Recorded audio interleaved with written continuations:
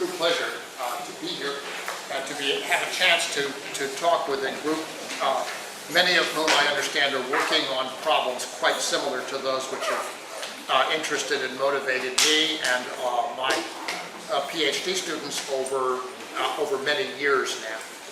And what I thought I would do this afternoon, please make a sign if I'm speaking too rapidly or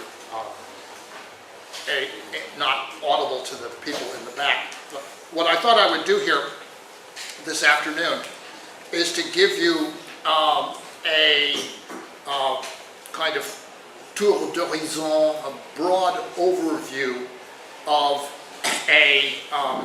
the research that I have been engaged in this area, research which has recently been summarized in what is now actually the third book to emerge broadly from this project, and there are now quite a large number also of working papers and journal articles which have been also appeared in a similar vein. Let's see, which of these is the right thing?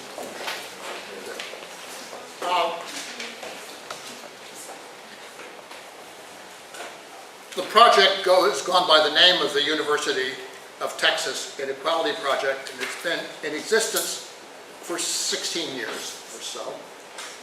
And it has been, throughout that time, largely concerned with an apparently simple problem, which is there we are, with an apparently simple problem, which is the difficulty of making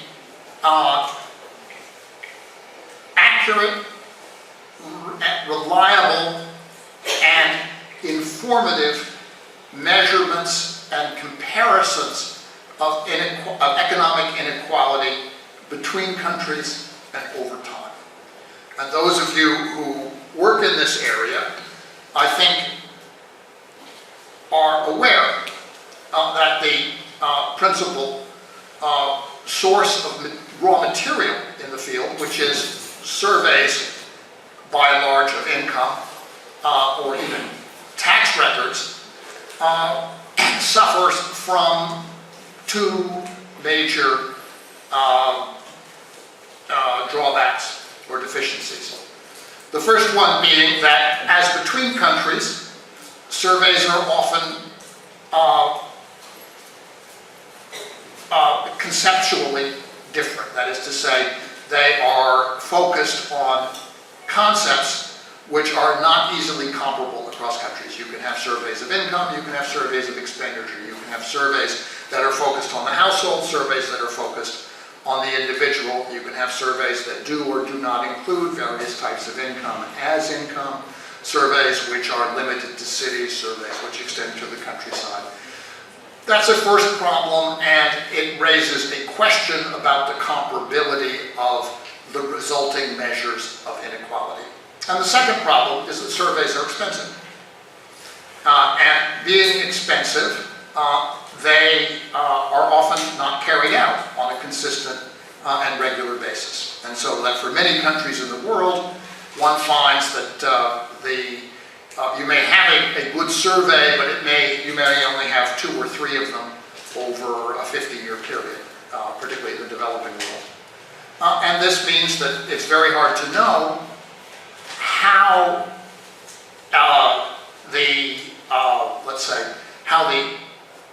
a measure of economic inequality actually evolved over time. You have to make heroic extrapolation in order to have an idea, and your extrapolation is just as likely to be wrong as right. What we did was to seek out alternative sources of information that could provide instruments for the missing and non-comparable data and enable us to construct data sets that were relatively dense and relatively complete. And you could do this in 2 ways. You could do this on the basis of international comparative data sets, of which there are a good number. The one that we use most extensively in our work actually is based upon the industrial statistics of the United Nations Industrial Development Organization, UNIDO, but there are also statistics from the OECD, something called the Structural Analysis Database that we've used, statistics from Eurostat, and other internationally comparable data sources. And then the second way is to use national data sources, which provide you with a particularly rich and detailed historical portrait of individual countries, but not necessarily on a basis which can be so easily compared between countries.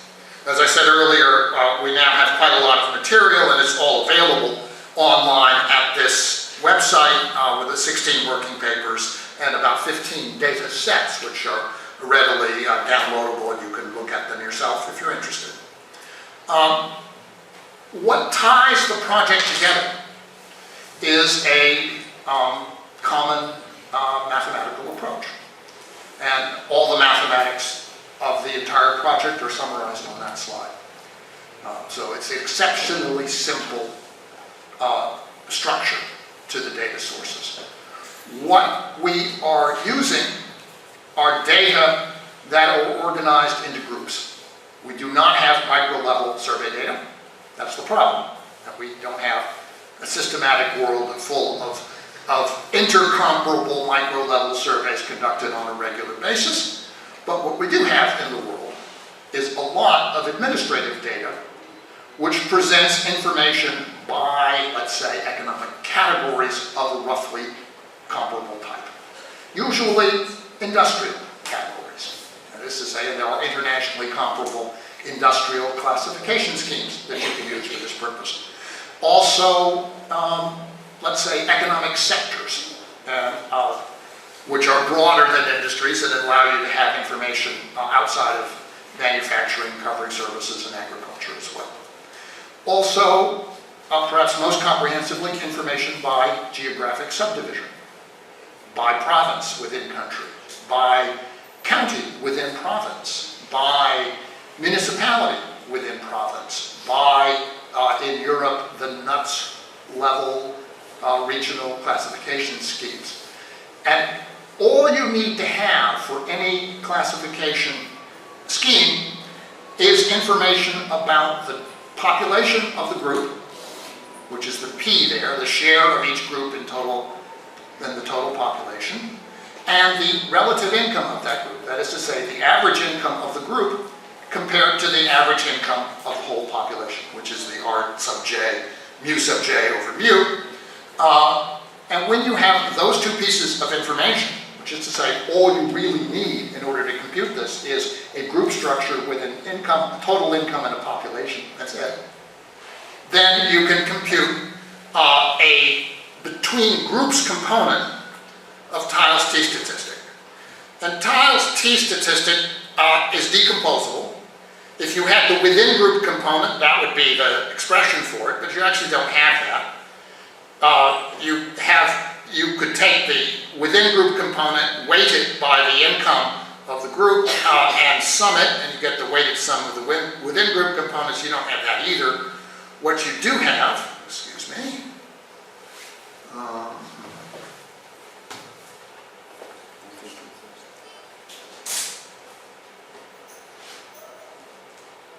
there we go. Oh, there we go. That's good. What you got is this. We have the between groups component of a Tiles T statistic. Exceptionally simple to compute. And the proposition that I would offer for you is that between groups component for a sufficiently detailed group structure is a very good instrument for the whole thing. It travels in time, it's exactly parallel to the larger unobserved measure of inequality, and very closely parallel to measures of inequality computed from other data sources, such as sample surveys, if you happen to have good ones, or census measures, or tax measures, if you happen to have good ones of those.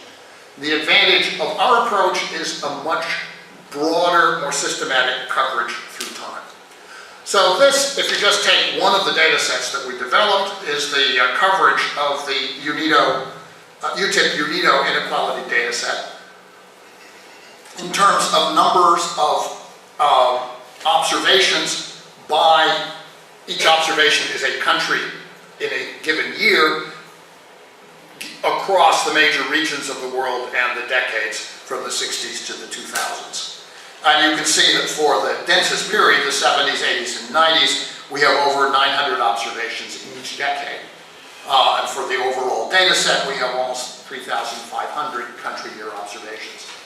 And if you compare that to a major data set, which was used very extensively for economic analysis in this area, the so-called high-quality version of the Deininger and Squire data set of the World Bank, this is about, 5 times as many observations as they had through much of their period. Now, it's true that WIDER has been adding observations, but when you add observations, you don't necessarily improve the comparability of the data. And the advantage of this is that it's a single, comprehensive, consistent data set measuring inequality. Now, what it measures, of course, is something we can argue because it's not capturing all of income, it's just capturing the dispersion across pay in a certain segment of the income distribution, and that is a limitation. But again, I would argue that having good approximations is a very valuable step in the right direction. Here's what the data look like when you look at their average values, and the bands give you the range of variation across time. And I think you will agree that these measures correspond to an intuitive understanding of the ranking of inequality across countries. That is to say, we have Scandinavia and parts of Eastern Europe in the low range, very stable. Western Europe is somewhat higher, but also very stable. The USA roughly in the middle, and to the right, range of developing countries with substantially higher inequality and much more variable over time. So at the peak, we have Peru, India, Thailand, Indonesia, Brazil, Bolivia, the Philippines, Chile, I guess, Argentina, showing up as the high end of the spectrum. That is not by any means all of the countries. There are about 150 countries in the data set, but that's a selection of them to give you a pretty good idea of how the measures of inequality compare in terms of both the levels and the degree of variation. The countries with the lowest inequality also have the most stable measures. Not a surprise, but something which I should think would reinforce your view that this is a reasonable way to go about developing a broad global data set. What does it show?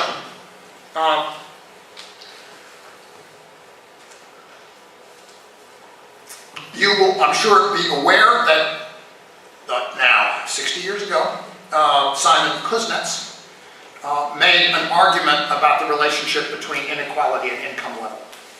And the argument was that over the course of industrialization, typically the differential between rural and urban parts of society would generate a growing inequality until such time as the agricultural sector became quite small, at which point the urban picture would dominate and inequality would decline as income rose. Most of the data, to the extent that there is a clear statistical relationship between income and inequality level across countries, we find that most of the countries do in fact lie on the broad downward sloping portion of a Kuznets surface. That is to say, there is a significant downward sloping relationship. Income increases, inequality tends to be less. And you could see that in the previous slide as well. A significant exception, China, for the obvious reason that China is a country where you have massive ongoing urbanization, and the gap between the rural and the urban sectors is the big driver of growing inequality in China in a period of rapid growth. And there is a further set of exceptions, just as not very many countries, but a few at the very top of the income scale. The USA is a prominent example, where it appears that as income grows, inequality increases. And why would that be the case? Again, something consistent with Kuznets, but not necessarily taken into account explicitly by him. In the US, if you have an investment boom, you're selling financial products, you're selling high technology products, you're selling them to the world. Those people are already at the top of the income spectrum. When their incomes are growing very rapidly, then inequality is going to increase. It's common sense, and it appears to be visible in the data. Okay. So that's a first general and stylized assertion about the quality and character of the data. A second broad finding that sort of jumps out at you when you start to analyze this data, and I did this quite a few years ago, is that there are consistent patterns of change across countries within regions around the world moving through time. And what I did here to illustrate this is just to plot the percentage change in the inequality measure from over a rolling set of 6-year periods, and to give you a scale in which it's very easily visible, pink to red to brown for declining inequality and light to dark blue for increases, so that you can just watch the map as it unfolds over time. This is not what you call sophisticated statistical analysis. This is simply exploratory data analysis, giving you a sense of the information that we have and the pattern of change. In the 1960s, first of all, the coverage is not so great, but you can also see that the pattern is mixed. There's some increases and some decreases, and it's not obvious that there is a common pattern of movement. But then things begin to become interesting as you move into the 1970s. And here's the period of the oil boom in the early 1970s, 70 to 76. And what can you see? You can see, among other things, that inequality is rising in most of the depression-hit countries of Western Europe. Italy's an exception here for reasons I couldn't tell you. US, it's rising rather sharply. It's declining in the oil-producing regions from Iran through Algeria, and it's declining in parts of Latin America which are growing rapidly on the basis of rapidly growing bank credit. When you move into the 1980s, you can see, and I'll do one more iteration here, I think it's 81 to 87, you can see the picture changes completely. And now you have rising inequality almost everywhere in the world, with the greatest proportional changes in Latin America, where we have good data, in parts of Africa where we have some data, but indicating rather severe conditions, and in South Oceania and Southeast Asia. But we also have an interesting set of exceptions, which are here. India, China, also Iran, okay? Where inequality is not rising yet at this point. What does this suggest? It suggests to me that what is driving the movement of inequality must have a close association with the great debt crisis of the Third World. And that the exception of India and China and Iran must have to do with their separation from the international system of commercial banks, commercial bank loans. India did not take commercial bank loans, China was financially autarkic, and Iran was revolutionary after 1979. So we're seeing a pattern here which, just on the basis of regional co-movement, I think tells us a great deal about what is going on in international inequality statistics. If you go on into the 1990s, we can carry this up to 1994, then you can see, again, a changing regional pattern. Now the largest increases are in former Soviet Union and its neighbors, including China. And the exception is in Southeast Asia, which up till 1997 were the Asian tigers, growing very rapidly on the strength of foreign direct investment.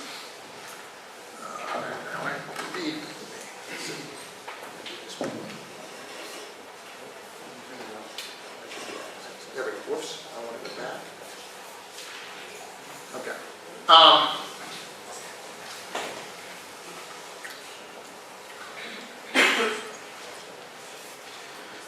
Let me pause for a second and contrast this story, which I think emerges in a very straightforward way from an observation of patterns in the data, with the standard explanations that one hears about inequality. In the US, the literature is divided between an argument which says inequality is the result of technological change that has a skill bias in labor markets, and therefore is the result of a mismatch between the demand for skill and the supply of education. Very hard to reconcile that story with the pattern I just showed on a global basis. There is also a story about international trade, the effect of outsourcing, which is a bit more popular with progressive economists, but it predicts that inequality would be declining in the developing regions while rising in the developed regions. And we don't observe that either. In fact, we observe that the increases in inequality in this period are most severe in the countries hit by the debt crisis, which are developing countries. So again, I suggest that a third explanation emerges from this, which is really quite straightforward. It is that the movement of inequality in structures of pay, which is what, after all, these theories are about, is substantially related to the structure of financial governance in the world economy, to the way in which finance stabilizes or destabilizes processes of economic growth. And one thing you can do to check that hypothesis, and this is the result of a statistical exercise, is to extract from the whole body of data the time pattern of common movement. So this is the result of a two-way fixed effects model. It's basically the evolution of the time dummies in that model. The actual coefficient values are not of interest, it's their relationship to each other, which is of interest. You construct this artificial time series. And what does it show? It shows that you have a turning point, relative stability in the 60s, a turning point around 1971, a decline in many countries from 1971 to 1980, and then a massive increase, 2 decades of increasing inequality, peaking in 2000, 2001. Okay. What do these turning points coincide with? Well, as I've got it marked up there, they coincide with the end of the Bretton Woods currency system in 1971, with the onset of the debt crisis in 1980, and with the end of the debt crisis as interest rates were brought to zero and commodity prices began to recover in 2000. Again, a single global macroeconomic pattern appears to account for a great deal of the movement of inequality observed within countries.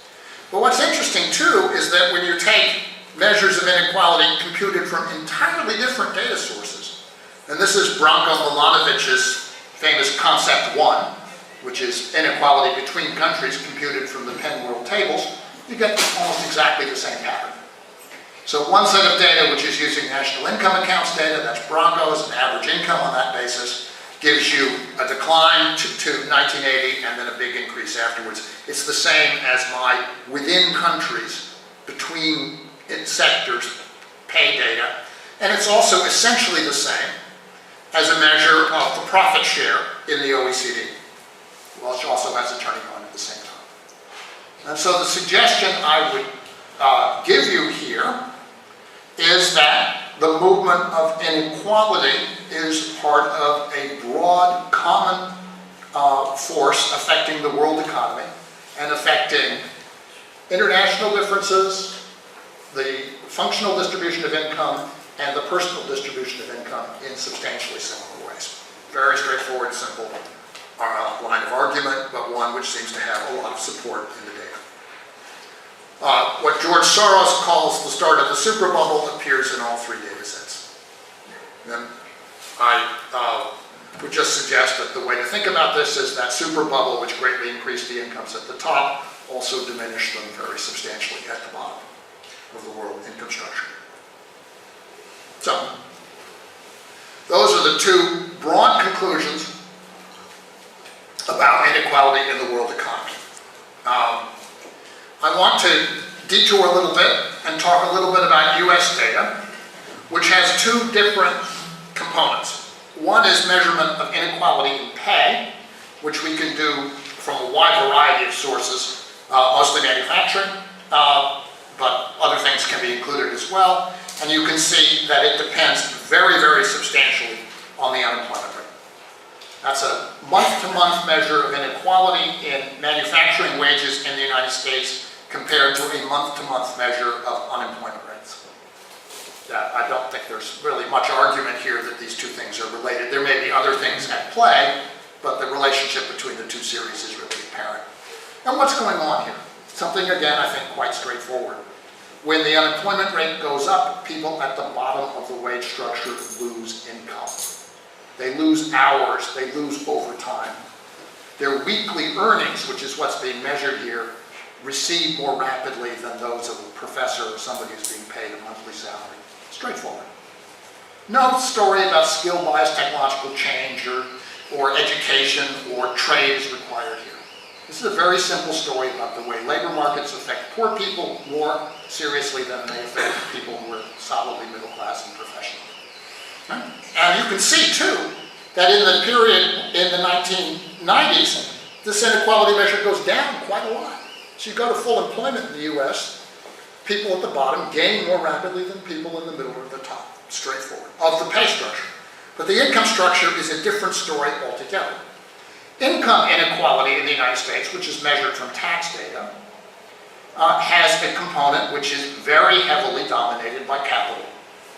And capital income is concentrated at the top. And here, everything I find mirrors what Thomas Piketty and Emmanuel Saez also find about the top 1% or 0.1% from their records of tax data. What I tend to use are data that measure inequality of incomes agglomerated into counties, which has a very nice property that you can map it and see exactly where in the country incomes are diverging, and therefore you can get a good idea for what reason. But the overall pattern is here. Income inequality measured from tax data across counties rises to a peak in what year? 2000. The more jagged series is the log of the NASDAQ stock market index. And you can see that the two series track each other almost exactly, peak at the same time, fall afterwards, proportionately by exactly the same amount. Why would that be? Most likely explanation is that they are measuring exactly the same thing. That is to say, the income potential of stock holdings in the technology sector. There's a little bump here which is associated, I won't go into it, not enough time, with the Tax Reform Act of 1986-87. But here's the internet bubble. It bursts, income inequality goes down because stock options, realizations, capital gains, and so forth decline. Right? You can track this geographically in the United States and ask how much of this income is booked in a handful of places. Here's how you do this. You take out Manhattan, one county, New York, Wall Street, and you can see that the rise of inequality is materially less. The peak is maybe 10-20% less than it would have been with Manhattan in the day. This is one county. Right? That's a handful of bankers booking their income in one place. If you take out 4 more counties, half of the rise of income inequality goes away. What are the other 4? 3 of them are Northern California: San Mateo, Santa Clara, and San Francisco, Silicon Valley. And the other one, King County, Washington, which is Seattle, which is Microsoft, which is Bill Gates. I'm very happy to be using OpenOffice this evening to give you this presentation. None of your tax dollars went to support Bill Gates for this seminar. Anyway, if you take out the top 15 counties, most of them also tech counties, there are a few others, then practically all of the rise in income inequality in the United States in the 1990s goes away, at least as measured between counties. This is astonishing to me. It just tells you that what's going on in that series is not just a tiny fraction of the population getting very large increases in income, it tells you exactly who they are, practically by name, since we know the names of these companies. Okay? It tells you that this is a rather powerful technique for analyzing what's going on in a country.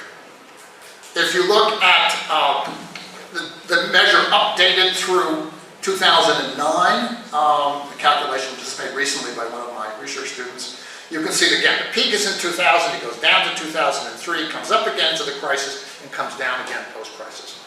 It's tracking the stock market, but also real estate valuations and the value of real estate-backed securities. And if you look at where the peak in 2000 was, just mapping this out across counties in the U.S., you can see, of course, the massive concentration of income in New York.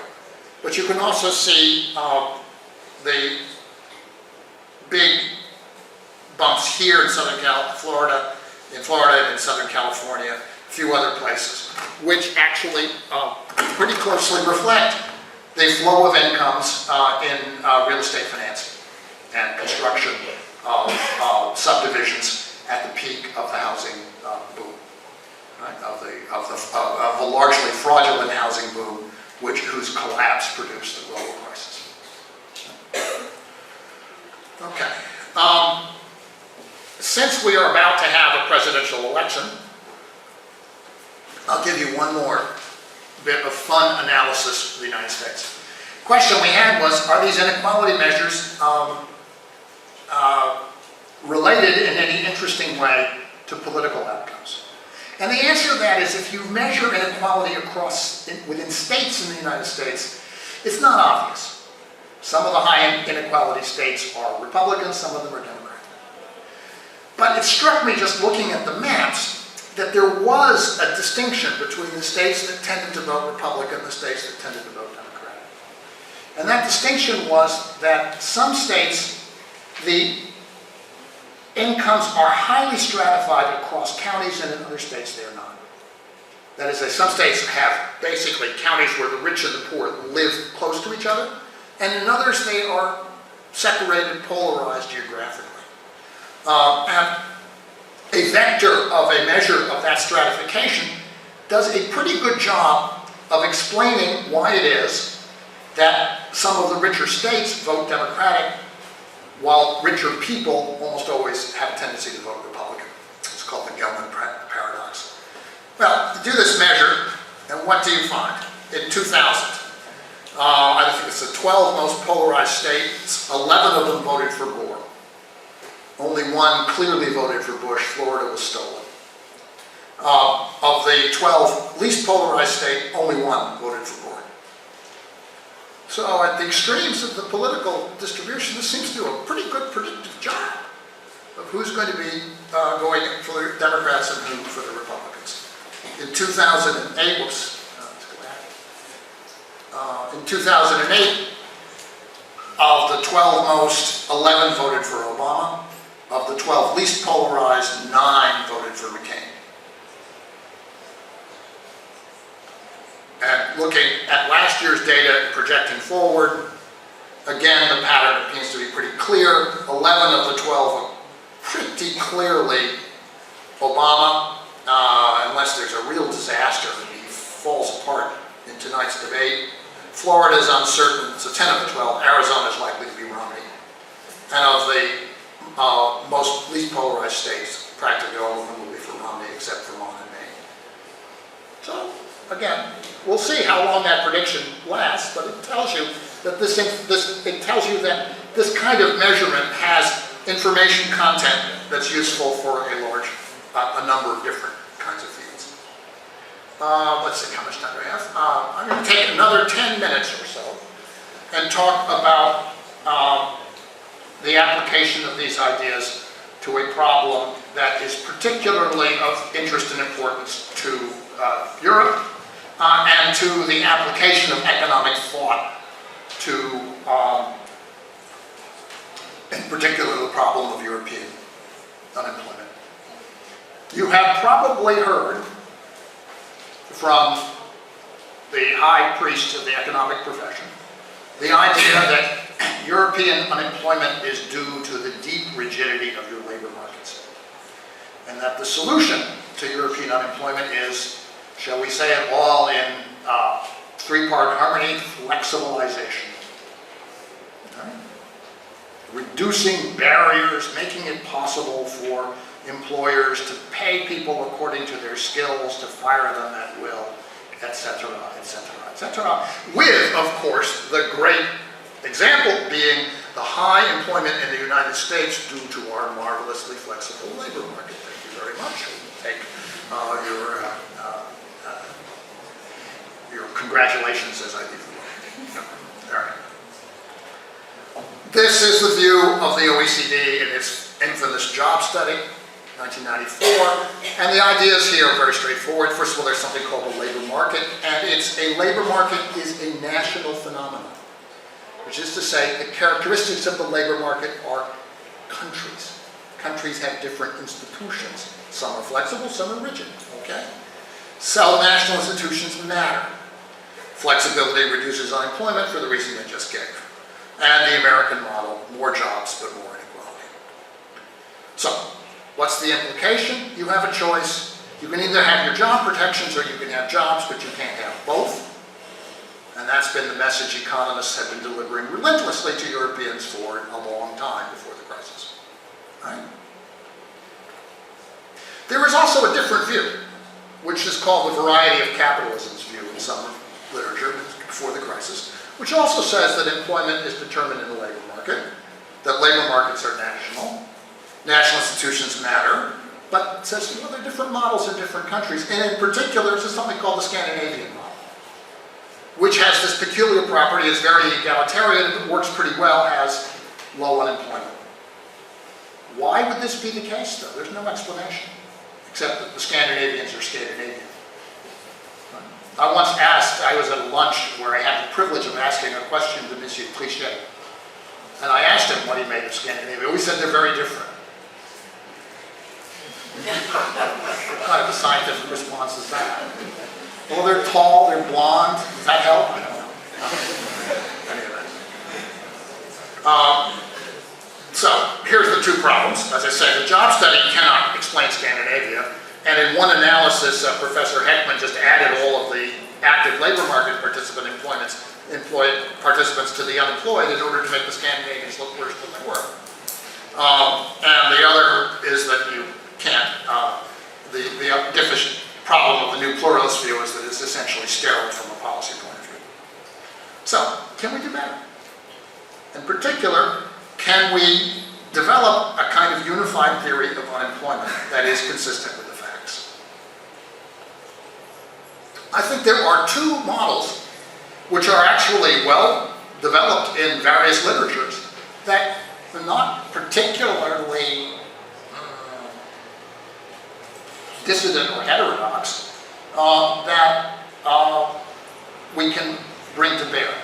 One of them comes from the development literature, and it's a model that was advanced by Harris and Todaro to explain unemployment in East Africa in the 1960s. And the idea was that if you have a city with a high minimum wage, people are going to be attracted to that from the countryside. There are going to be more of them looking for jobs than there are jobs available, and guess what? In the meantime, they'll be unemployed. Right? So that inequality in this, because of search and migration, actually increases unemployment systematically. And if you think about that, in the modern world, I suggest you immediately turn your mind to China and ask, what are the consequences of having a vast income differential between the cities and the countryside? A clear, visible consequence that you can see in any train station in China is hundreds of millions of people moving to get jobs in the cities, of which only a certain fraction will be employed at any given time, and the rest unemployed. May not be counted, but they're there, they're visible, you can find them, and any Chinese economist will tell you that that's the case. That is a fact arising from the rise in inequality. Before you had the rise in inequality, people didn't move to the cities in China because there wasn't any advantage to it. Right? And you go back 30 years, you find the high income in China is actually mining in the Gobi Desert. Small number of people, probably mining uranium, wouldn't it? The other model is the Scandinavian model itself, which actually has been more or less forgotten, but the great work of Wren and Meitner in the 40s and 50s, who held that if you compressed your pay structures and did certain other things, including active labor market policies, you would gradually push out your weak firms and attract strong ones, and raise the average productivity level and the competitiveness of your economy so that you could have a highly competitive economy on an egalitarian footing with an open posture toward trade. That's Scandinavia. And I suggest that Rehn-Meidner actually accounts for the rise of Swedish and Nordic living standards generally from average for Europe in the 30s to the top of the world scale in the 1990s and 2000s. And they did that because it became a place where the most efficient industries could grow and the least efficient ones would not survive. And therefore, you had an increase in the relative position of those countries in the world scale. And then, of course, with the resources, you can keep people in the services sector or absorb them in government wherever you want. Okay.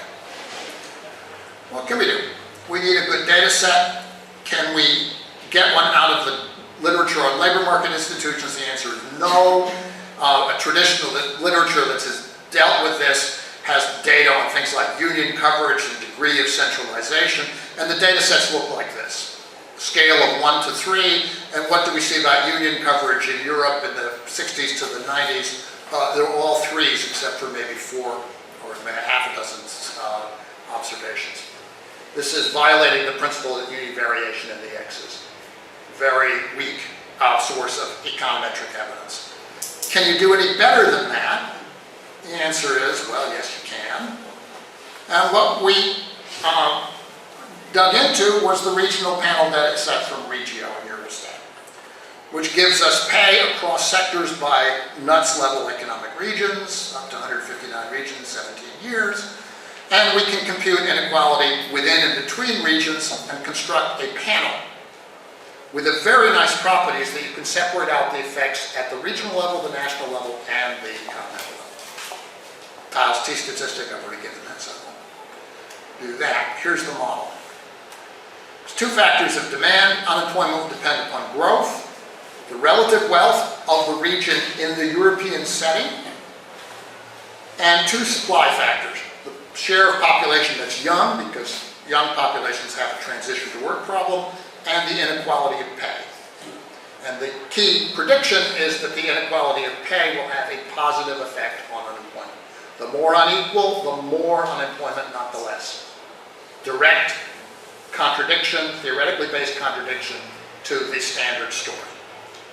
And then you can do country and time fixed effects, so you do a 2-way fixed effect model. Here's the regressions. What do you find? You find that at the total population, the male population, female, less than 25, greater than 25 years broken out separately. The inequality effects are all of the right sign. They are significant in 3 or 4 or 5 different population settings, and all the other variables are significant and of the right sign, except maybe 1 or 2 of them. Very good degree of explanation, particularly when you include the 2-way fixed effects. You get about 61% of the unemployment across regions explained in the model. A lot of the explanatory power is, in fact, country differences. And the country differences are very interesting because they are largely rooted in deviations of prediction for some small countries, of which the differences are not important for the large ones. Scandinavia is not an exception here. Scandinavia has low unemployment simply because it has low inequality and a high degree of wealth. But it's perfectly within the parameters of the model. The exceptions are Portugal, which I would point to as a case where a large part of, when a high unemployment, the unemployed labor force goes outside the country and is no longer counted. What's the largest Portuguese city after Lisbon? Paris. And then these 2 other countries, Ireland and Austria, which have the interesting property, their unemployment is much lower than would be predicted by the model. So there is a national labor market institution there, but what is it? These are the 2 great cases of completely centralized wage bargaining in Europe. Right? And if you look at the Austrian case, compared to Germany, you find the following. The Austrians keep their traded goods wages at a 10-12% discount to Germany, attracting manufacturing, and allow the wages and everything else to be higher than the Germans, living off the proceeds. Very nice. But you can only do that with a very inflexible, not a flexible labor market. So evidence strongly opposes the notion that there is a labor market flexibility. It suggests, in fact, labor market inflexibility administered in an intelligent way can help a small country reduce its unemployment. And the Irish did the same thing to the British.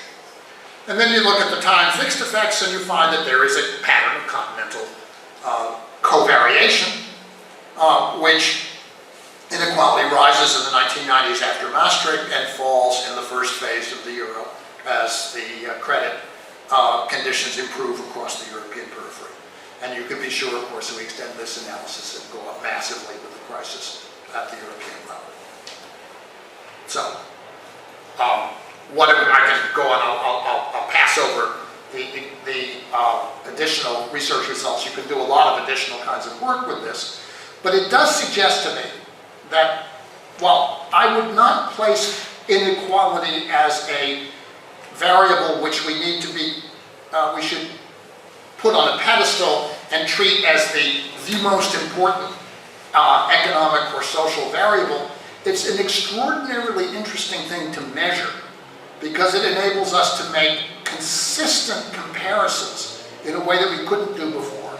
And it enables us to usefully confront a body of policy prescriptions which are rooted in ideology, in a dogmatic application of theory, and an extremely weak body of evidence. Extremely weak, and in some cases, I think, what shall I say, fanciful, forced would be a nice word, body of evidence. A body of evidence which has been stretched and pummeled so as to give the previously desired result. And you don't have to do that with the inequality measures. You can allow the data to speak to you and ask the question, what is it that it is actually trying to show? And I think in many cases you get an common movement around the globe, strongly related to macro policy instruments such as the governance of finance. Then we both have policy implications to draw from that, but also very strong theoretical implications about the need to rethink the independence of microeconomic phenomena from macro determination. And this whole business about micro foundations of macroeconomics can be inverted, and we can ask ourselves, isn't it what we really need to have a proper macro foundation for understanding what are microeconomic outcomes? Thanks very much.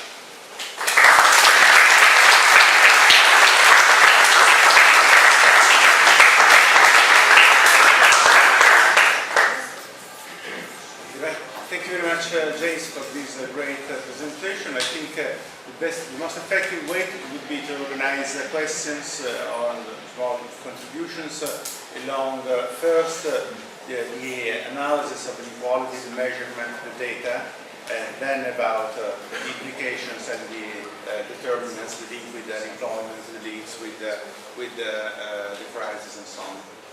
So who is the first? Okay. One main topic is the following. I'm Michele Retano, representing here. I'm working with Maurizio Canzini, who is not here now, on the composition of tile indexes between within and within components in Italy and in Europe.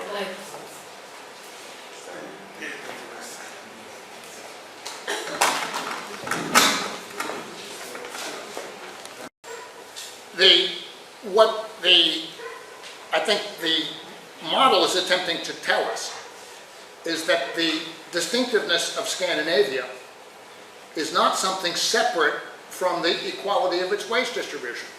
Now, if you want to ask why is the Scandinavian wage distribution equal, answer to that is because they consciously implemented a model to equalize it. That was the Wren-Meidner model. Wren and Meidner were economists for the LO, for the Swedish trade union, and they were the architects of a deliberate social democratic policy implemented over decades, and I think I said that. So that I think that's exactly the case, and I think that it's also the case that other institutions, namely the public welfare institutions that you mentioned, are highly correlated with the presence of a strong social democratic and trade union-backed social democratic government. All these things go together. So, is it the case that Scandinavia is, it's different in the sense that it has a lower set of measures on a variable which is in the model. But it is not an outlier in the sense that once you've accounted for the egalitarian character of the Scandinavian societies, you don't have a big residual that you have to account for. Whereas in, let's say, Ireland and Austria, you do. Now, what is it about Ireland and Austria? I suggest strategic wage setting, which was not necessarily egalitarian, but designed to attract manufacturing from the big neighbor. Austrians, a little bit of German manufacturing investment can employ a large share of Austria. A little bit of British manufacturing investment can employ a large share of Ireland. In small countries with big neighbors, it doesn't take much to be an attractive target.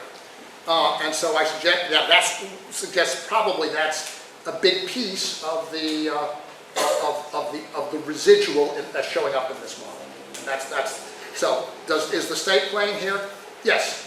Obviously, the state is playing an important role, but the issue here was not the role of the state, but the question of whether the inequality variable gives you a sufficient explanation of why Scandinavia is different. And the answer to that is yes, it appears to do so. Inequality and its reflection in the total level of income. Sir? Hi. The Harris-Tadaro model was based on the idea that it was unemployment that was the endogenous variable that was equalizing wages when the wages in the urban sector had a floor. Correct. And therefore could not fall. Correct. So applying this to the European context, what is the reason for the rigidity? What is the reason for the wage floor that is maintaining the inequality?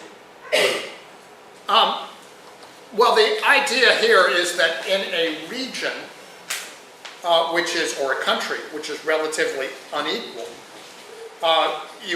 let's take Spain in the post-Franco period. You had a large population that was in the countryside, moved to the cities looking for work.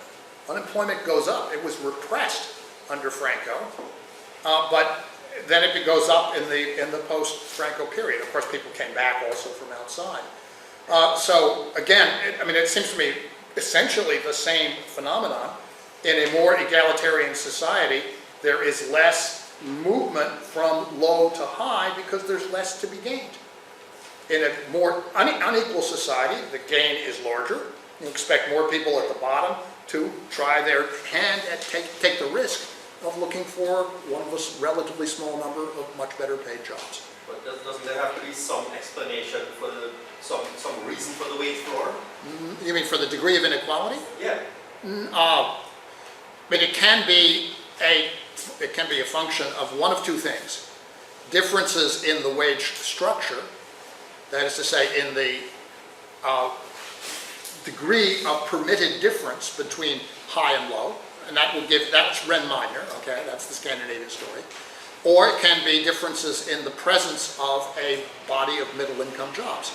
So if you have a region in which you have essentially dualistic economy, typical underdeveloped country, mining and agriculture, or something that's comparable in a richer but not fully developed region, then you're going to see the same structural issues. People are going to be looking for a chance to have one of these small number of much better jobs.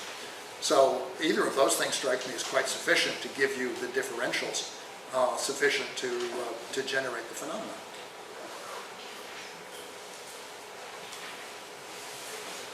Next questions? I can ask a question myself, which is a follow-up to the first one. If we consider the increasing divide between managerial compensation and shop floor compensation within each industry, we expect to find a parallel pattern of within industry explosion of pay diversities, right? So do you think you capture these dynamics by the presence in your databases of industries such as high-tech industries and the industries such as finance, where these factor is more multiplied and is basically the average wage of the finance sector vis-a-vis the average wage of the traditional services industry capture in the same way within industry dynamics?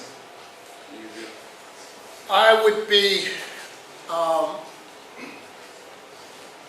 reluctant to ascribe too much importance to the, in quantitative terms, to the presence of what we call the high-tech information technology sector on overall employment rates in a country like the United States, because it's tiny.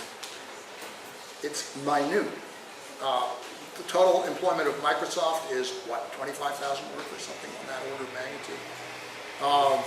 Apple's 15,000, something in that range. These are very, very small. It's a tenth of a typical car company. And there are more car companies than there are Microsofts out there. So, what you do observe, of course, the same phenomenon on an appropriate scale. A great many college students taking computer science degrees, a great many universities investing in computer science programs, and turning out a great many more graduates than the sector will ever hire. It's exactly the same phenomenon at a micro scale. I wouldn't say that's a major piece of the U.S. unemployment rate, certainly not now.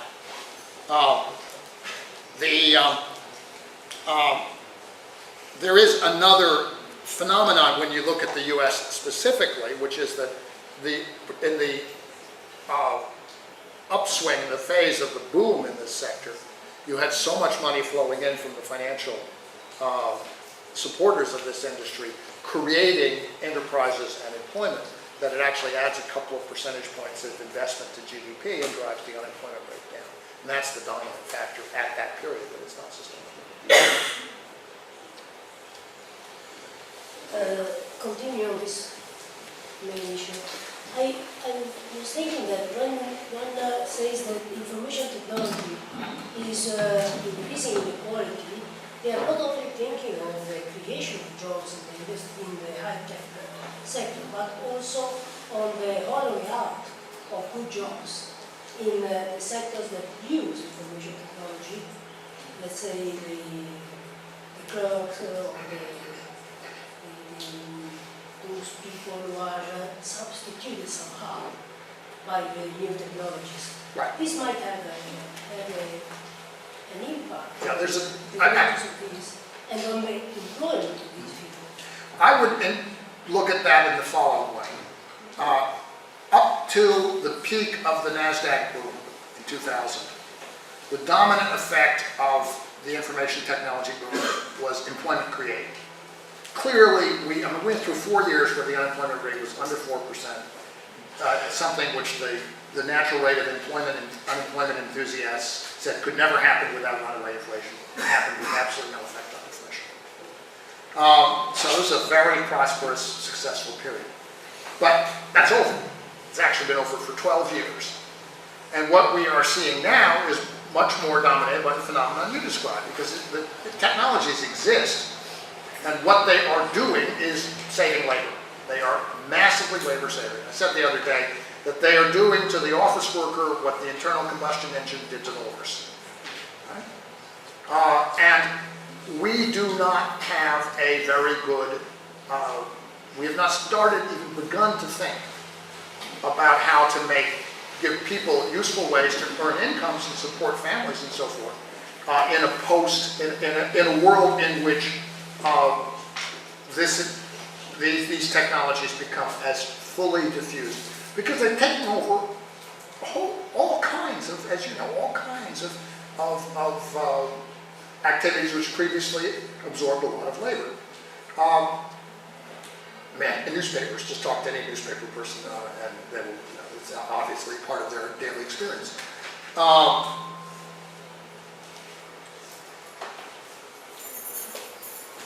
One of the things that's happening, of course, is that this is ending the work lives of older workers quite this has, I think, a very important policy implication. People are being tossed out of work, and their prospect of getting new employment that's anything other than transitional and very temporary, very, very thin, until such time as they hit retirement age and are able to draw Social Security in the United States.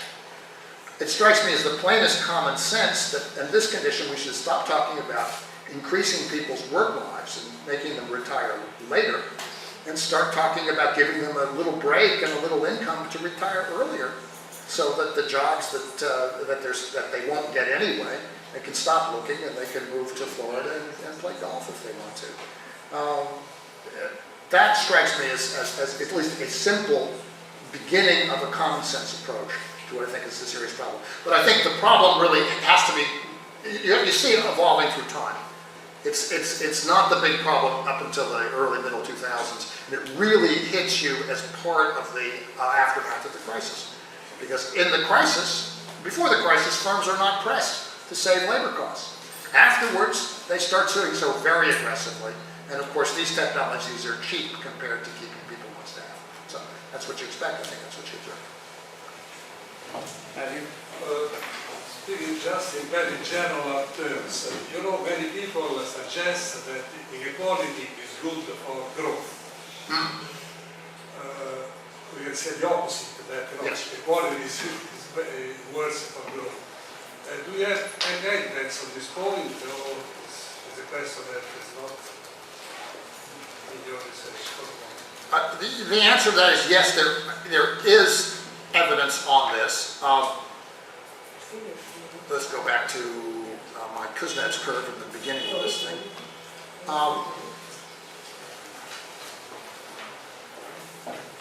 it's going to go way, way back here. So maybe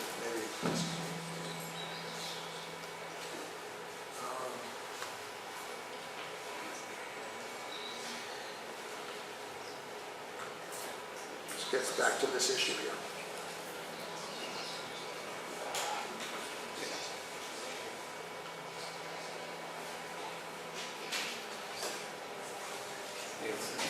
It's here anyway. Where's the thing that brings it into okay, never mind.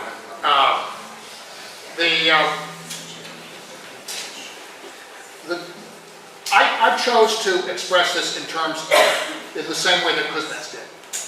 And the Kuznets relationship is between the level of inequality and the level of income. And it flows from a very kind of straightforward argument about the process of development.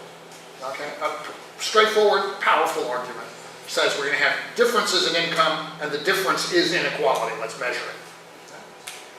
Then you have these arguments which say inequality in some starting period has a causal effect on the rate of change of output in some later period. Typically, the studies go 5 years. And then you have two arguments. You have the argument associated with people like Kristen Forbes, the 2008 ER article, says that high inequality is good for growth because people save and the saving leads to investment. Kind of a Victorian argument. Right? Keynes' economic consequences of the peace type argument about the 19th century. And then you have the argument of my friend, Yale classmate Nancy Birdsall, and others in the East Asia Miracle Report, which said, okay, low inequality is good for growth because it gives people an incentive to work harder because they have less distance to transition to some story like that. And Nancy shows this with some, I think, very questionable cross-sectional analysis of, with a nice, you know, if you choose the right countries, you can get a nice line. Conceptually, does it make sense to use a level variable to predict a rate of change over time? Right? It's like saying, can you use the position of your foot on the accelerator to predict the speed of your car indefinitely? Second law of thermodynamics tells me that's a problem because eventually the engine runs out of fuel. Right? And so everything's going to depend upon which starting point you choose, and whether the particular set of countries, you've got high inequality countries and low inequality countries, sometimes one grow faster, sometimes the other, depends upon the prices of their terms of trade, the prices of their major exports, and interest rates, and the terms of their debt relations, and this and that. And depending upon, depending on data and time periods, I can give you any answer you want, and I don't believe any of them. I think actually that framing, level of inequality, subsequent rate of growth, is conceptually flawed, and it also focuses attention on the wrong question, which is the rate of growth, which is not the end-all and be-all of policy, in my view. And we ought to be thinking very carefully about what it is that we're trying to achieve in the modern world, because the highest rate of growth is not necessarily the thing that, it's like almost a Cold War objective. It's not necessarily what we should be wanting in this century with a very different energy and climate environment that we're in. Questions? I have a question about the role of finance at the macro level. It seems to me that you capture in some of your studies the role of finance through the end of the wealth. Basically, you have a connection between finance is producing incomes that are highly concentrated, is turning into wealth. The people with the high wealth, either in geographic spaces or in cross-industry distribution, can be identified as a factor that fits into the model that shapes inequality or unemployment and so on. Do you think, in which way do you think finance, both in terms of the stock effects, wealth inequality, and the flows effect, polarization of incomes, plays a role in the story? Well, I think the position of the financial sector as such shows up very clearly as a very strong and usually dominant force in rising and then in declining inequality. And where you have direct measures of the income flows through and to the financial sector, you can test this. You can say, what would have happened to inequality if Wall Street had not been in the picture? The answer is that movement of inequality would have been very substantially damped. It would not have been as big as it was. Why is this happening? Because we have a finance-driven economy. And in a finance-driven economy, the financial sector can take and does take an increasing share of income when it can.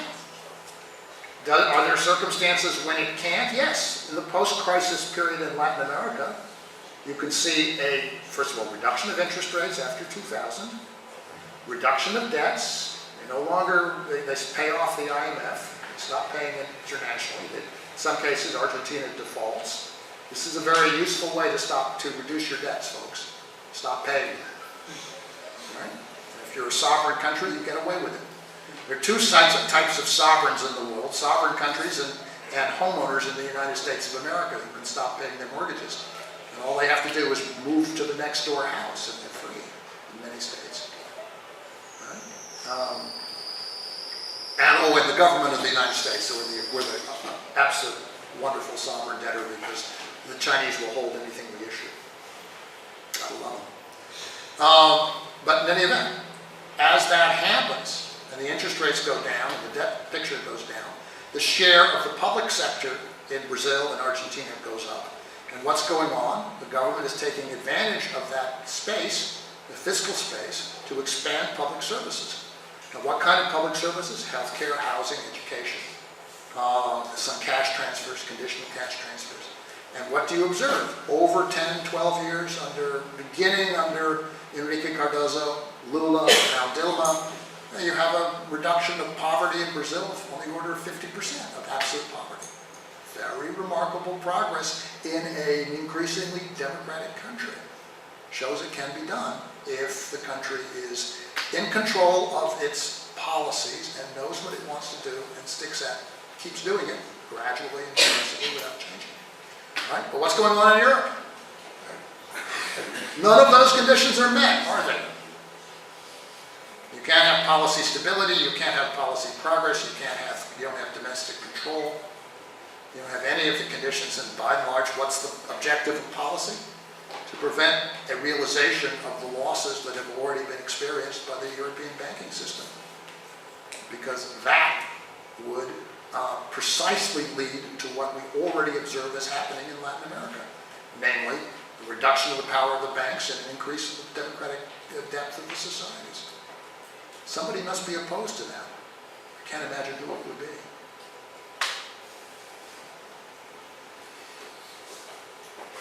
So we are right into the discussion of the crisis and the policy. So a last question on this point.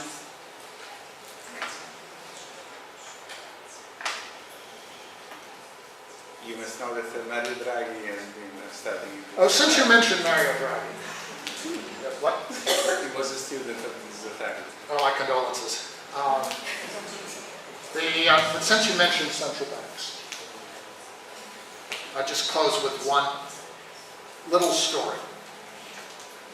The European Central Bank has a charter which is supposed to be the most advanced bank charter in the world. What does it say?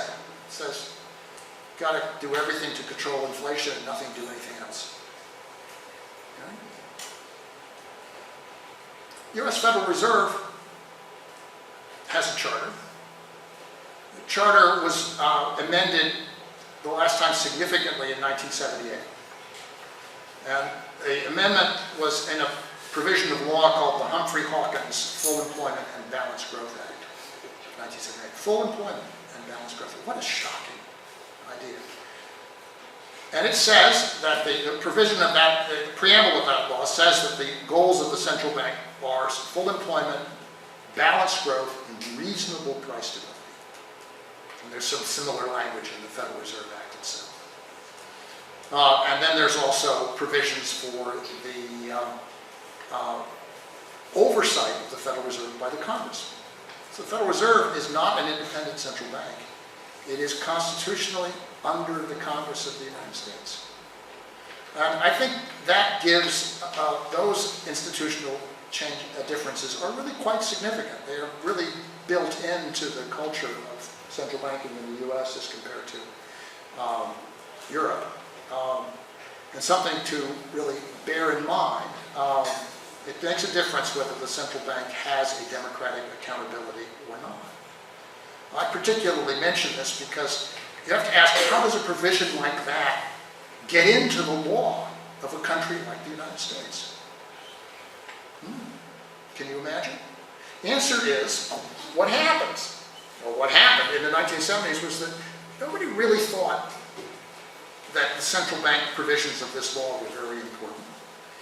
And so drafting them was delegated to the most junior member of the staff of the Committee on Banking, Currency, and Housing, Banking, Housing, and Urban Affairs, as it was at that point, of the House of Representatives in 1976, who was a kid who had just come back from taking a year of economics at the University of Cambridge, specifically at King's College, where he, of course, studied with Nicky Caldor and Joan Robinson. And who was that person? It was me. I wrote the mandate of the Federal Reserve Bank.